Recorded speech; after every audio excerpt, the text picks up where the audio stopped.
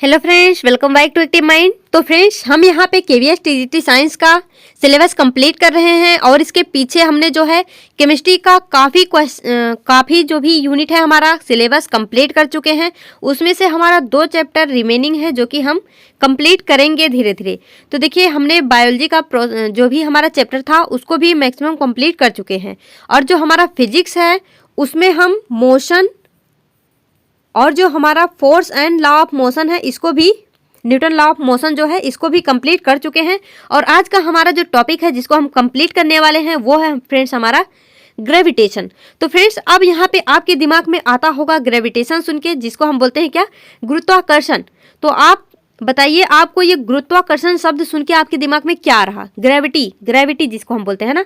तो अब आपके दिमाग में आएगा, क्या ये ग्रेविटी केवल पृथ्वी पर है, या फिर क्या ये चंद्रमा पर है, नेपच्यून में है क्या ग्रेविटी, मार्स पे है क्या ग्रेविटी? मतलब आपके दिमाग में आता होगा ना कि क्या ग्रेविटी केवल पृथ्वी पर है, या फिर चंद्रमा पर भी है, या फिर नेपच्यून में भी है, क्या ये ग्रेविटी हमें भी है? तो फ्रेंड्स, ये ग्रेविटी सब जगह है, हमें में भी है, आप में भी है, हमारे एक एक बाल में है ग्रेविटी। तो फ्रेंड्स, ग्रेविटी कहाँ है? सब जगह है ग्रेविटी। सब जगह का क्या मतलब? जहाँ जहाँ मास है सब जगह है ग्रेविटी। तो चलिए, आज हमको यहाँ पे क्या पढ़ना है? ग्रेविटी। तो ग्रेविटी कहाँ है? सब जगह है जहाँ भी मास है। तो अब देखिए यहाँ पे friends, universal law of gravitation क्या बोलता है। तो यहाँ पे आज हमको पढ़ना है ULG, जिसको हम क्या बोलते हैं? Universal law of gravity. तो देखिए, स्टेट दैट, यानी ये क्या बोलता है, एवरी बॉडी इन यूनिवर्स, जो भी यूनिवर्स में कोई भी बॉडी है, attract every and other body, जो भी बॉडी है, जो भी यूनिवर्स में ऑब्जेक्ट है, वो क्या करती है? एक दूसरे को अट्रैक्ट करती है with a force which is directly proportional to the product of their mass and inversely proportional to the square of distance between them. अब आपको नहीं समझ आया होगा, कोई बात नहीं, चलिए इसको हम और डिटेल से अच्छे से समझते हैं। तो देखिए, ये जो हमारा, इसको आप तोड़ तोड़ के समझिए, इसको ऐसे नहीं समझिए, इस तरह से समझिए। देखिए, इन अदर वर्ड, दूसरे शब्दों में हम क्या कह सकते हैं? ग्रेविटेशनल फोर्स क्या होता है? Non contact force. अब ये नॉन कंटैक्ट का क्या मतलब होता है? नॉन कंटैक्ट का मतलब फ्रेंड्स, यानी यहाँ पे कोई दो चीज का आपस में जुड़ना जरूरी नहीं कि वो आपस में कंटैक्ट में हो तभी उस पर फोर्स लगेगा। यानी जो हमारा ग्रेविटेशन है, ग्रेविटी है, वो कैसा फोर्स है? नॉन कंटैक्ट फोर्स है। यानी यहाँ पे ऐसे पास पास होना कोई भी चीज जरूरी नहीं है। It is always attractive. अब इसका नाम ही है ग्रेविटेशन, गुरुत्वाकर्षण, आकर्षण यानी अट्रैक्टिव। तो ये कैसा होता है friends? Always attractive in nature. ये नेचर में इसकी प्रकृति कैसी है? हमेशा अट्रैक्ट करने वाली। Depend directly on the mass, यानी जो भी मास होता है उसके डायरेक्टली डिपेंड करता है उस पर। And inversely on the square of distance, और जो भी उनके बीच में, जो ऑब्जेक्ट के बीच में डिस्टेंस है उसके इनवर्सली प्रोपोर्शनल होता है।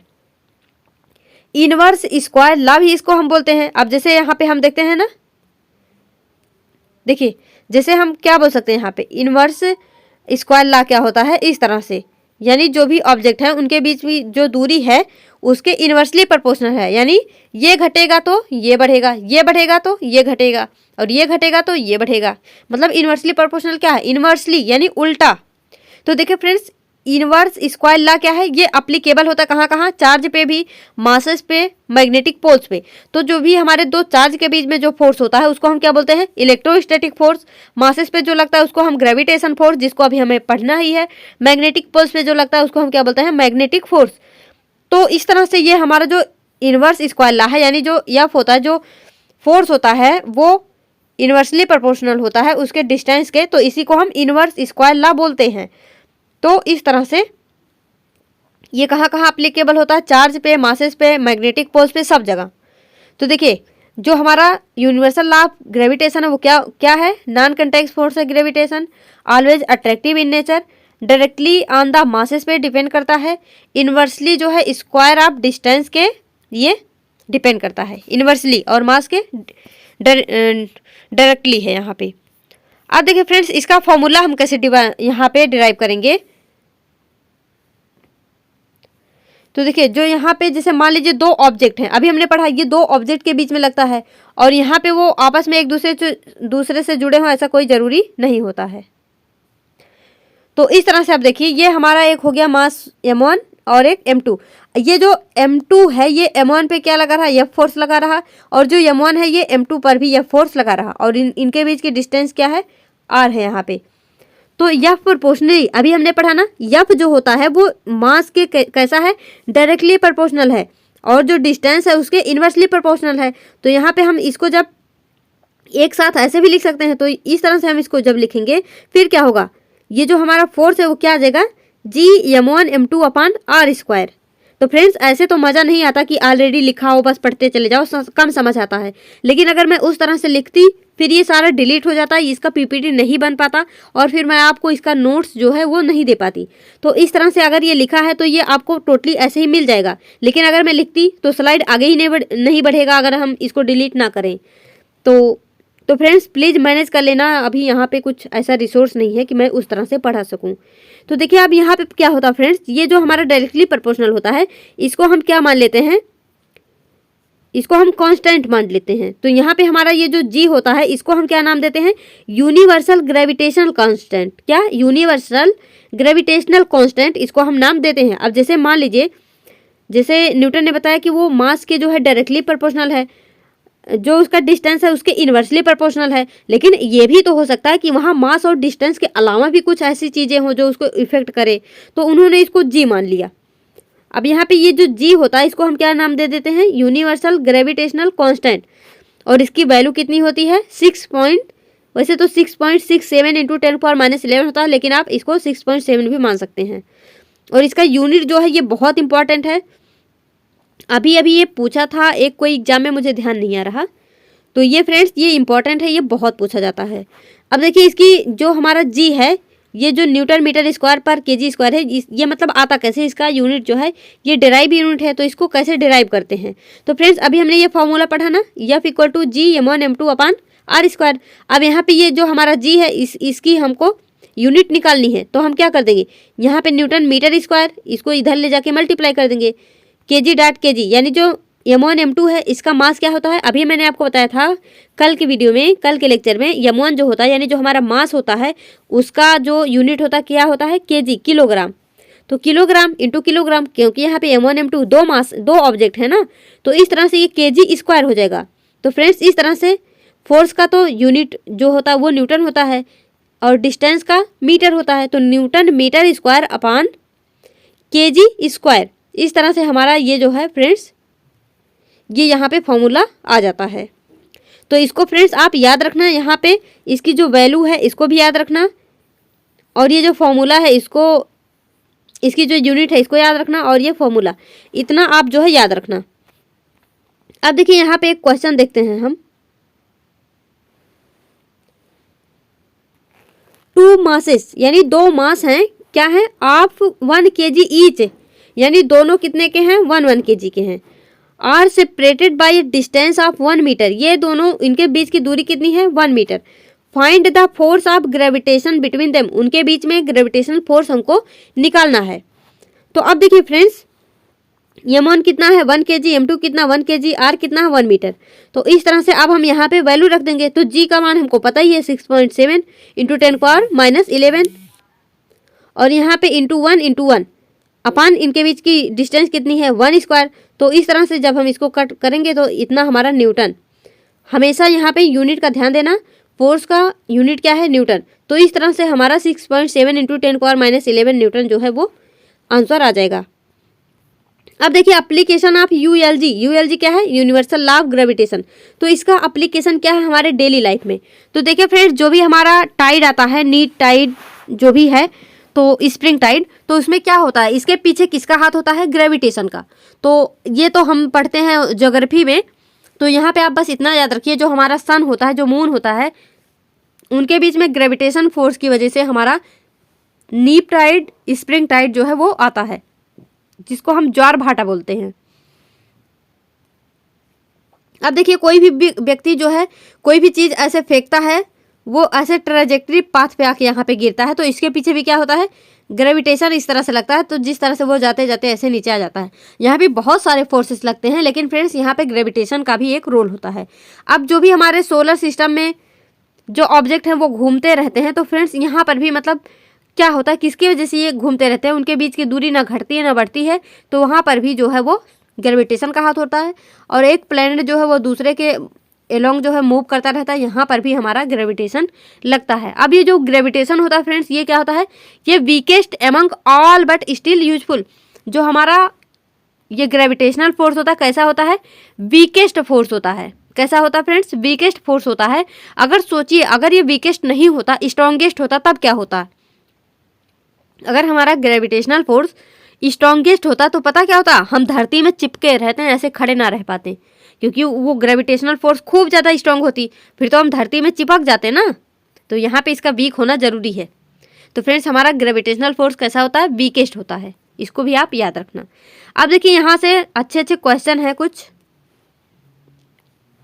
तो देखिए, how does the force of gravitation between two object changes when the distance between them is reduced to half. इस तरह के क्वेश्चन पूछने के बहुत चांस रहते हैं।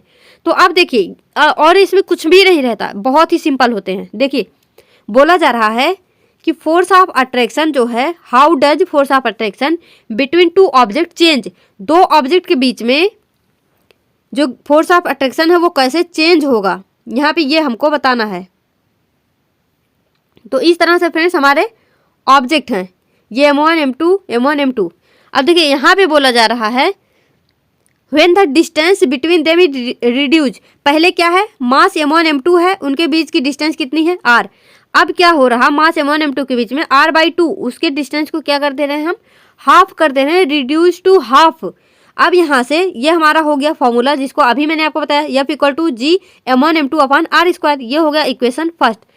और अब यहाँ पे क्या हो गया, r/2, यानी जो हमारा यहाँ पे रेडियस था वो कितना हो गया, हाफ हो गया। उसकी डिस्टेंस कितनी, डिस्टेंस जो थी वो कितनी हो गई, हाफ हो गई। तो G m1 m2 upon r/2 का होल स्क्वायर कर देंगे, और यहाँ से r²/4 आ जाएगा हमारा। फिर ये जो 4 है ये ऊपर चला जाएगा, तो 4G m1 m2 upon r², ये हमारा आ गया सेकेंड। अब हम सेकेंड को फर्स्ट से जब डिवाइड कर देंगे, ये सब हमारा कट जाएगा, यहाँ आ जाएगा 4/1।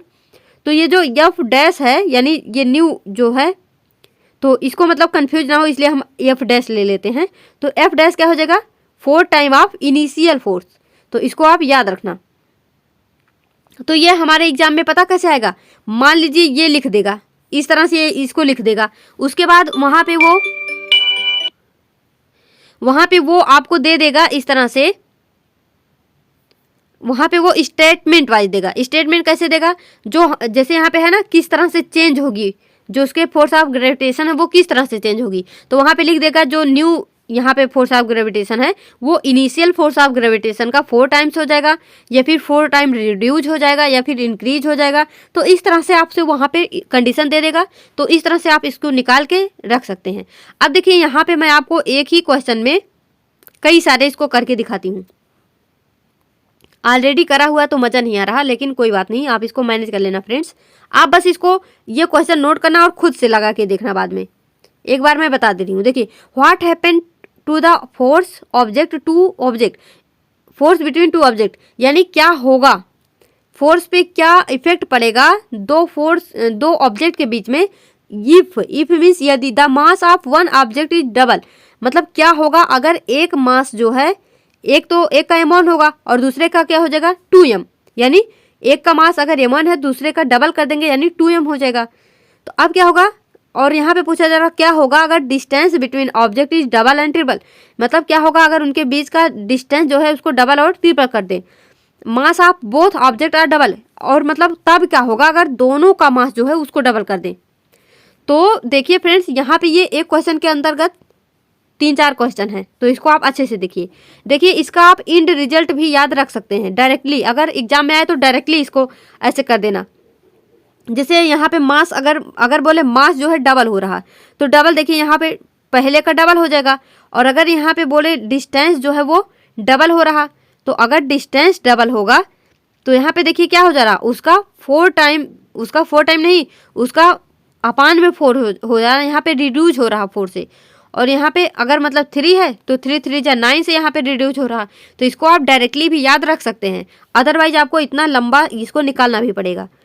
तो देखिए एक तो आप इसको याद रखिए, F equal to G m1 upon m2 upon r square, इसको बार बार लिखना पड़ेगा तो मैंने यहाँ पे एक ही बार में लिख दिया। अब देखिए यहाँ पे F डैश जो न्यू है क्या बोल रहा, mass of one object is double. मान लीजिए एक का मास जो है m2 है, लेकिन m1 क्या हो गया, डबल हो गया यानी 2m1 हो गया। तो यहाँ पे इस तरह से इसका मास हो जाएगा। अब जब दोनों को डिवाइड कर देंगे ये सब तो कट जाएंगे फ्रेंड्स, बचा क्या यहाँ पे 2, तो F1 क्या है वो 2F हो जाएगा, यानी जो पहले था वहाँ पे फोर्स वो उसका डबल हो गया जो अब है। अगर उसके हम मास को डबल कर देंगे तो उसका फोर्स भी क्या हो जाएगा, डबल हो जाएगा। और यहाँ पे क्या होगा,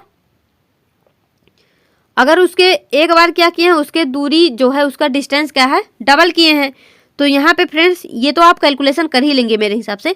G m1 m2 अपान यहाँ पे 2 2 जा 4 r स्क्वायर अपान ये जो है हमारा G m1 m2 upon r square, तो यहाँ से ये सब उड़ जाएंगे तो बचेगा क्या, 4 बचेगा। तो F dash upon F equal to 1/4, तो F डैश इक्वल क्या हो जाएगा, F/4, यानी ये रिड्यूज हो जाएगा 4 टाइम्स। और यहाँ पे 3 3 था तो 3 3 जा 9 हो जाएगा, यहाँ पे F/9 आ जाएगा। और यहाँ पे फिर देखिए क्या हो रहा है, यहाँ पे बोला जा रहा है अगर दोनों को डबल कर देंगे, दोनों ही ऑब्जेक्ट के मास को डबल कर देंगे तो 2m1 2m2 हो गया, तो 2 2 जा 4 G m1 m2 upon r square, तो यहाँ से ये सब तो कट ही जाएंगे तो 4/1 हो गया। यानी फ्रेंड्स यहाँ पे क्या हो जाएगा, अगर दोनों के मास को डबल करेंगे तो यहाँ पे F डैश जो है वो 4 टाइम ऑफ F हो जाएगा। इसको आप याद रखना, इसको आप इन रिजल्ट इसका याद भी रख सकते हैं। अब देखिए फ्रेंड्स यहाँ से एसिलरेशन ड्यू टू ग्रेविटी, तो इसके बारे में अब हमको यहाँ पे पढ़ना है।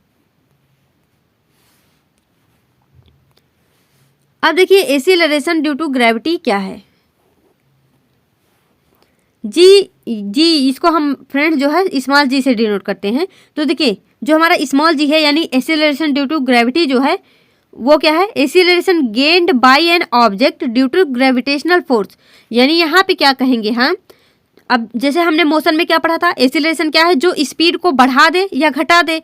यहाँ पे क्या है, acceleration gained by object due to gravitational force, यानी यहाँ पे ग्रेविटेशनल फोर्स की वजह से जो भी एसिलरेशन होता है उसको हम क्या बोलते हैं, उसको हम एसिलरेशन ड्यू टू ग्रेविटी बोल देते हैं, क्योंकि यहाँ पे जो भी चेंज होगा वो ग्रेविटेशन के फोर्स की वजह से चेंज होगा। और इसको हम डिनोट करते हैं स्मॉल जी से। इसका भी यूनिट क्या होता है, मीटर पर सेकेंड स्क्वायर। जो हमारा मोशन में एसिलरेशन पढ़े थे उसका भी यूनिट क्या था, मीटर पर सेकेंड स्क्वायर। इसका भी यूनिट क्या है, मीटर पर सेकेंड स्क्वायर। तो फिर देखिए has both magnitude and direction, इसका भी क्या होता है, मैग्नीट्यूड और डायरेक्शन दोनों होता है।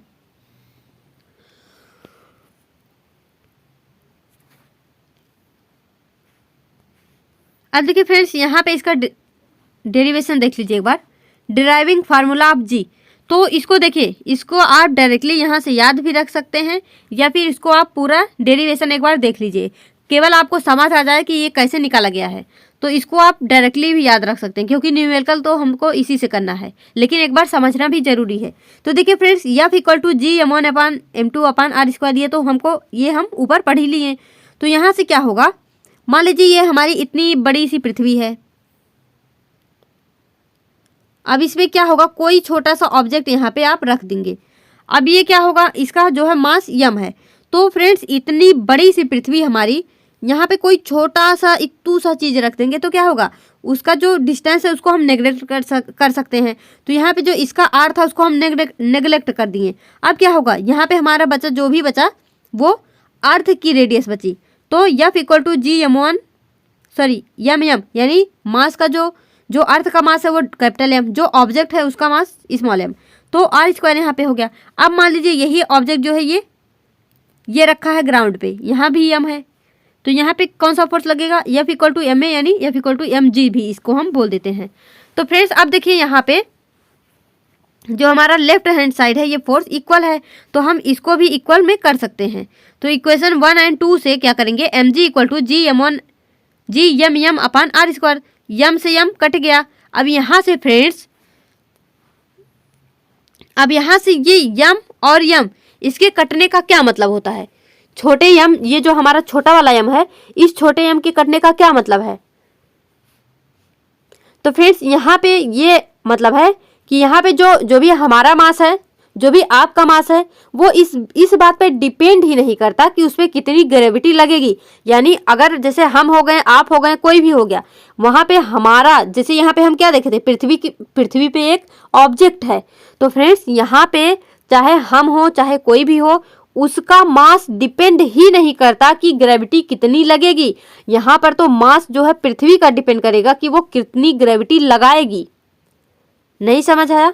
फिर से देखिए, यहाँ पे स्मॉल m दोनों तरफ से कट गया। इसका क्या मतलब? इसका ये मतलब है कि हम ये नहीं तय करेंगे कि ग्रेविटी हम पे कितनी लगेगी। हम इस बात को नहीं क्लियर कर सकते। हम मतलब इसके लिए जिम्मेदार हम नहीं है, ये हमारे बस में नहीं कि ग्रेविटी हम पे कितनी लगेगी। ये तो पृथ्वी तय करेगी, ये हमारी पृथ्वी तय करेगी कि ग्रेविटी कितनी हम पे लगेगी, कितनी वो ग्रेविटी लगाएगी, ये पृथ्वी जानती है। हम नहीं जान सकते कि हम पे कितनी ग्रेविटी लगेगी, ये हम नहीं डिसाइड करेंगे, ये हमारी पृथ्वी डिसाइड करेगी कि हम पे कितनी ग्रेविटी लगनी है। तो इसलिए जो हमारे स्मॉल यम है ये कट गया यहाँ से। तो यहाँ पे small g equal to G capital M upon are square. अब यहाँ से हम क्या बोल सकते हैं, यहाँ पे जो हमारा स्मॉल जी है ये जो भी हमारा क्या बोल सकते हैं प्लेनेट है उसके मास पे डिपेंड करेगा और उसके रेडियस पे डिपेंड करेगा। यानी यहाँ पे हम क्या बोल सकते हैं, प्लेनेट जितना बड़ा होगा ग्रेविटी उतनी ही कम होगी। यहाँ पे आर स्क्वायर है ना, यहाँ पे उसका रेडियस हो गया, तो प्लेनेट जितना ही बड़ा होगा ग्रेविटी उसकी क्या होगी, उतनी ही कम होगी। तो यहाँ से हम क्या बोल सकते हैं कि एक बात तो यहाँ से तय है कि धरती के लोग जो भी धरती पे रह रहे हैं वो ये तय नहीं करेंगे कि उन पर कितनी ग्रेविटी लगेगी, बल्कि ये धरती तय करेगी कि वो कितनी फोर्स लगाएगी, कितनी ग्रेविटी लगाएगी हम लोगों पे। तो फ्रेंड्स यहाँ पे अगर मान लीजिए मून है तो मून का मास और मून का रेडियस वहाँ पे इफेक्ट करेगा, उसकी ग्रेविटी अलग होगी। सन हो गया तो सन का मास और सन का रेडियस वहाँ पे इफेक्ट डालेगा। अब जैसे यहाँ पे हमने पृथ्वी लिया था तो पृथ्वी का मास, पृथ्वी का रेडियस, मून पे जाएंगे तो मून का मास, मून का रेडियस। तो इस तरह से जो है फ्रेंड्स हम ये बोल सकते हैं कि जो ग्रेविटी होती है वो प्लेनेट टू प्लेनेट वेरी कर सकती है, लेकिन पर्सन टू पर्सन वेरी नहीं करेगी। यानी चाहे हम हो, चाहे कोई शेर हो, चाहे कोई हाथी हो, वो ये डिसाइड नहीं करेगा कि उस पर कितनी ग्रेविटी लगेगी। यानी हम लोग का मास नहीं डिसाइड करेगा कि हम पे कितनी ग्रेविटी लगेगी, बल्कि वो ऑब्जेक्ट, वो ऑर्बिट यानी वो प्लेनेट डिसाइड करेगा कि हम पे कितनी ग्रेविटी लगाएगी। वो जो है मून, वो चंद्रमा, वो सन जो है वो सब डिसाइड करेंगे कि कितनी ग्रेविटी लगाएंगे। लेकिन जो भी उसके अंदर में ये हम जैसे लोग छोटे छोटे से ऑब्जेक्ट हैं, हम लोग नहीं डिसाइड करेंगे कि कितनी ग्रेविटी लगेगी। तो फ्रेंड्स इसको आप याद रखना, जो स्मॉल जी है वो यम के डायरेक्टली प्रोपोर्शनल है और रेडियस के इनवर्सली प्रोपोर्शनल है। और यहाँ से ये फार्मूला भी याद रखना।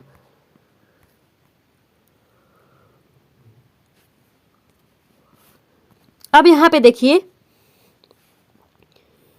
ये हमारा ओलंपियाड लेवल का क्वेश्चन है। Find the acceleration due to gravity of a planet of mass half as that of Earth and radius twice as that of अर्थ।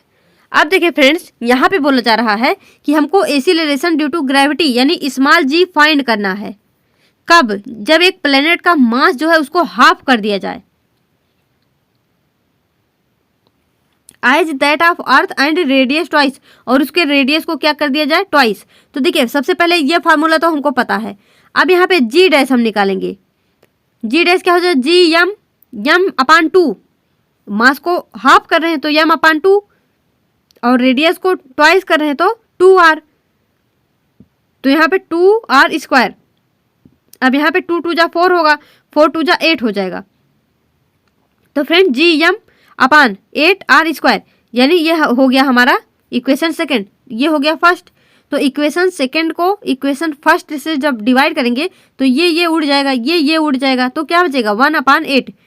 तो फ्रेंड्स इस तरह से जो जी डैश अपान जी है वो 1/8 आ जाएगा, और जो जी डैश है वो g/8 हो जाएगा, यानी ये 8 टाइम रिड्यूज हो जाएगा। तो फ्रेंड्स इस तरह से इसको हमको निकालना रहता है। ये अगर आप इसको कर ले जाएंगे तो यहाँ पे कोई भी वैल्यू रख के पूछ लेगा, आप इजिली यहाँ पे कर ले जाएंगे इसको, यहाँ पे कोई भी दिक्कत नहीं होगा आपको। अब देखिए फ्रेंड्स, यहाँ पे हम ये देखते हैं variation in ji. Variation in जी क्या होता है, मतलब ये कब कब वैरी करता, कैसे कैसे। तो अगर आपको पता हो, जो हमारी पृथ्वी होती है वो पूरी तरह से गोल नहीं होती है। अगर आप सोचिए पृथ्वी इस तरह से गोल होती है तो ऐसा नहीं होता फ्रेंड्स। पृथ्वी हमारी गोल नहीं होती है, वो थोड़ा अंडाकार होती है, इस तरह से कुछ उसका शेप होता है। तो क्या होगा, यहाँ पे क्या होगा, रेडियस ज़्यादा होगा, यहाँ पे क्या होगा, रेडियस कम होगा। जो हमारा यहाँ होता है उसको हम क्या बोलते हैं, इक्वेटर, और यहाँ हमारा जो होता है उसको हम बोलते हैं पोल। तो हमारा जो जी है वो किस तरह से वेरी करता है, इक्वेटर और पोल पे, तो ये भी कभी कभी पूछा जाता है। तो देखिए फ्रेंड्स, अभी हमने ये वाला फार्मूला पढ़ा ना, तो इस फार्मूला को आप इसे निकालिए, इसको, ये जो हमारा फार्मूला है, देखिए G equal to G M upon are square. तो अगर रेडियस जितना ज़्यादा, रेडियस ज़्यादा तो ग्रेविटी कम, sorry acceleration due to gravity कम, तो क्या हो जाएगा, यहाँ पे जो जी इक्वेटर पे है वो कम हो जाएगा, क्योंकि यहाँ पे रेडियस क्या है, ज़्यादा है। अब यहाँ रेडियस कम है तो जी पोल पे क्या हो जाएगा, ज़्यादा हो जाएगा। तो ये भी आपसे पूछा जा सकता है, इसको भी आप याद रखना। यहाँ पे देखिए मैंने स्टार मार्क कर दिया है। तो देखिए यही मैंने आपको बताया, जी जो है इसके इन्वर्सली प्रोपोर्शनल है, तो जी इक्वेटर पे बढ़ेगा, इसलिए जी जो है इक्वेटर पे कम हो जाएगा। यहाँ पे रेडियस जो है इक्वेटर पे बढ़ेगा, तो जी जो है इक्वेटर पे कम हो जाएगा। और जो हमारा यहाँ पे रेडियस है पोल पे, वो डिक्रीज होगा, तो जो हमारा gravitation due to acceleration due to gravity है पोल पे, वो ज़्यादा हो जाएगा। तो इस तरह से फ्रेंड्स इसको भी आप याद रखना।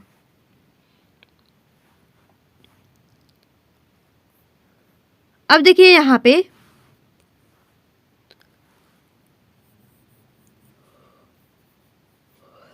ये हमारा बड़ा जी और छोटा जी, यानी ये हमारा कैपिटल जी स्मॉल जी, इसके बीच में हमको डिफरेंस फाइंड करना है। कभी कभी लोग कंफ्यूज हो जाते हैं, ये स्मॉल जी कैपिटल जी ये क्या है, कैसे है। तो देखिए यूनिवर्सल ग्रेविटेशनल कांस्टेंट होता हमारा capital G, acceleration due to gravity होता हमारा स्मॉल जी। इसकी वैल्यू कितनी होती है, 6.67 इंटू 10⁻11, यानी हम क्या बोल सकते हैं, ये कांस्टेंट होता है। लेकिन जो हमारा स्मॉल जी होता है इसकी वैल्यू क्या होती है, वेरीज होती है फ्रेंड्स, प्लेस टू प्लेस, यानी अलग अलग जगह पे। अभी मैंने आपको बताया ये क्या होता है, जी इक्वेटर पे क्या होता है, कम होता है, जी पोल पे क्या होता है, ज़्यादा होता है। तो इस तरह से ये प्लेस टू प्लेस क्या करता है, वेरी करता है। और यहाँ पे क्या है, न्यूटन मीटर स्क्वायर पर केजी स्क्वायर, इसका जो यूनिट होता है क्या होता है, न्यूटन मीटर स्क्वायर पर केजी स्क्वायर, लेकिन इसका यूनिट क्या होता है, मीटर पर सेकेंड स्क्वायर। तो फ्रेंड्स ये थोड़ा सा डिफरेंस होता है, इसको भी आप याद रखना। अब देखिए यहाँ पे फ्रेंड्स हमारा आता है फ्री फॉल, इसका कॉन्सेप्ट हमको यहाँ पे सीखना है। फिर इसके बेस पे न्यूमेरिकल जो है वो फ्रेंड्स हम करेंगे अपने नेक्स्ट वीडियो में। तो देखिए it is the situation where the body experience only gravitational force and no other force should be taken into consideration, यानी जो फ्री फॉल्स होता है यहाँ, ये क्या है, ये ऐसा सिचुएशन है where body experience only gravitational force, जहाँ पे ये केवल ग्रेविटेशनल फोर्स एक्सपीरियंस करता है, बाकी फोर्स को छोड़ के। देखिए अब आप फ्री फॉल मतलब क्या समझते होंगे, फ्री फॉल यानी किसी भी चीज़ को ऊंचाई से छोड़ दो, वो नीचे आके गिरा ठा, तो ये हो गया हमारा फ्री फॉल। लेकिन ऐसा नहीं होता फ्रेंड्स, अगर आप कोई भी चीज़ को ऊपर की तरफ उछाल रहे हैं, ऊपर भी मतलब फेंक रहे हैं, उसको भी हम बोलते हैं फ्री फॉल। तो फ्री फॉल केवल ऊपर से नीचे छोड़ना ही होता, नीचे से ऊपर जो है उछालना भी होता हमारा फ्री फॉल। तो देखिए एक तो हम बोल सकते हैं अपवर्ड, एक बोल सकते हैं हम डाउनवर्ड। तो यहाँ पे देखिए अगर हम कोई भी चीज़ नीचे से ऊपर की तरफ फेंकेंगे अपवर्ड, तो क्या होगा, यहाँ पे जो ग्रेविटी तो नीचे की तरफ लगती है, तो क्या हो जाएगा, यहाँ पे ग्रेविटी जब ऊपर की तरफ लगेगी यहाँ पे क्या हो जाएगा -g, और जब यहाँ से चलेगी यहाँ पे आके ये स्टॉप तो होगी ना। जब कोई भी चीज़ एक बार आप ऊपर फेंकेंगे तो कहीं रुकेगी फिर नीचे आएगी, जहाँ वो रुकेगी, जहाँ स्टॉप होगी वहाँ पे v क्या हो जाएगा, 0 हो जाएगा। और यहाँ पे फ्रेंड जो हमारा डिस्टेंस जो होगा, जो हाइट होगी वही हमारा डिस्टेंस भी होगा, उसी हाइट को ही तो हम डिस्टेंस बोलेंगे। तो हमारा डिस्टेंस भी यहाँ पे होगा पॉजिटिव, ये हमारा -9.8 मीटर पर सेकेंड स्क्वायर इसका जो वैल्यू होता है, या फिर हम कभी कभी इसको -10 मीटर पर सेकेंड स्क्वायर भी ले सकते हैं। तो इस तरह से हम बोल सकते हैं हमारा a = -g। आप यहाँ से पता क्या याद रखना, आप बस इतना याद रखना, जब भी कोई चीज़ हम ऊपर फेंकेंगे तो यहाँ पे यस जो है वो पॉजिटिव लेंगे, बाकी हमारा जो ए है उसको यानी ए या जी उसको निगेटिव लेंगे, यहाँ पर में हम अपना यस भी निगेटिव लेंगे और जी भी निगेटिव लेंगे। अब इसको ऐसा क्यों करते हैं, क्यों लेते हैं, ये मैं आपको क्वेश्चन जब करेंगे उसी समय समझा दूंगी अच्छे से। तो देखिए फ्रेंड्स, अगर आप ऊपर से फेंकेंगे, जब यहाँ से रिलीज करेंगे तो पहले तो बॉल को पकड़ेंगे, जब तक इसको पकड़े रहेंगे यहाँ पे इसका यू जो है इनिशियल वेलोसिटी जो है वो 0 होगी, लेकिन जब फेंकेंगे यहाँ आते आते क्या होगी, वी यानी फाइनल वेलोसिटी क्या हो जाएगी, मैक्सिमम। तो फ्रेंड्स इसको आप याद रखना, कहाँ पे मतलब अगर जब हम कोई भी चीज़ नीचे से ऊपर की तरफ फेंकेंगे तो ऊपर जाके इसकी फाइनल वेलोसिटी 0 होगी, लेकिन अगर हम ऊपर से रिलीज करेंगे कोई चीज़ तो इसकी इनिशियल वेलोसिटी 0 होगी। तो कब क्या 0 होगा, कब क्या माइनस होगा, कब क्या निगेटिव होगा, इसको आप याद करके रखना। बाकी मैं जो है जब क्वेश्चन कराऊंगी तो आपको सब कुछ ये कॉन्सेप्ट जो है वो क्लियर हो जाएगा। तो एक बार एक ये पॉइंट है, इसको आप देख लीजिए। देखिए, gravitational forces act on all object, जो भी ग्रेविटेशनल फोर्स हैं वो सभी ऑब्जेक्ट पे एक्ट करते हैं, सभी ऑब्जेक्ट पे काम करते हैं इन प्रोपोर्शनल टू देयर मास, यानी वो अपने जो भी मास होता है उसके प्रोपोर्शनल वो काम करते हैं। व्हाई देन, फिर भी क्यों, heavy object doesn't fall faster than light object, यानी एक हल्का ऑब्जेक्ट है कोई, एक भारी है यानी हैवी ऑब्जेक्ट है, जब हम दोनों को फॉल करेंगे, जब दोनों को गिराएंगे तो ऐसा क्यों होता है कि जो लाइटर ऑब्जेक्ट है, जो हल्का वस्तु है वो जल्दी गिरेगा और भारी वाला जो है वो देर से गिरेगा। मतलब ऐसा बोल रहा है कि why a heavy object does not fall faster than light object, light object के अलावा जो भारी वस्तु है वो नीचे क्यों नहीं गिरती है। अब आप सोचेंगे ऐसा तो नहीं होता, हमने तो यही देखा है कि भारी चीज़ जो होती है वो जल्दी से नीचे गिरती है, जो लाइट चीज़ होती है वो देर से नीचे गिरती है। तो फ्रेंड्स आप जो है एक पेन ले लीजिए, एक जो है पेंसिल, आप देखेंगे पेन जो है वो भारी होता है लेकिन एक पेंसिल जो होता है वो हल्का होता है, लेकिन फिर भी अगर आप दोनों को सेम हाइट से गिराएंगे दोनों साथ नीचे गिरेंगे। लेकिन फिर भी आप इसके पीछे लॉजिक समझिए, जो हमारा स्मॉल जी होता है is acting upon both the object, जो हमारा स्मॉल जी होता है वो दोनों पे एक्ट करता है, acting upon both the object with same value, वो सेम वैल्यू से एक्ट करता है, that means 9.8 metre per second का ही वहाँ पे वो एक्ट करता है। इसीलिए जो है दोनों जो है वो साथ साथ गिरेंगे, यहाँ पे ऐसा कुछ भी नहीं है कि वो जल्दी गिर जाए वो देर से।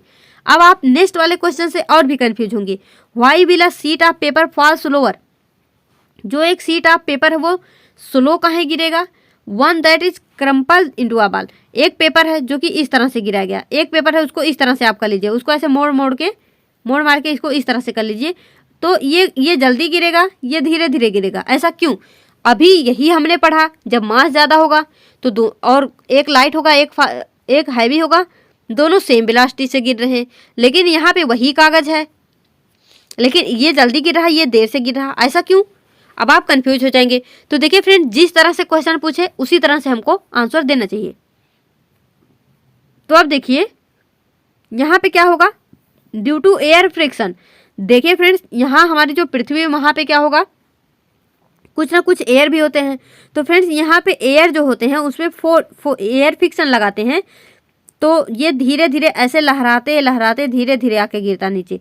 लेकिन ये जो है ये क्या है, यहाँ पे हवा जो है उतना फ्रिक्शन लगा नहीं पाता तो ये जल्दी नीचे आ जाते हैं। लेकिन यानी यहाँ पे क्या है, यहाँ टाइम कम लगता है इसलिए जल्दी आ जाते हैं, यहाँ टाइम ज़्यादा लगता है इसलिए धीरे धीरे आता है। कुछ इस तरह से ऐसे ऐसे होते हुए आएगा फिर जाके नीचे गिरेगा।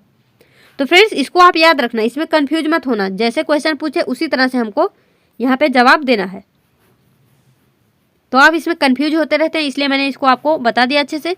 अब देखिए फ्रेंड्स, हम जो भी है हमारा न्यूमेरिकल उसको हम नेक्स्ट लेक्चर में डिस्कस करेंगे। ये तो हो गया हमारा।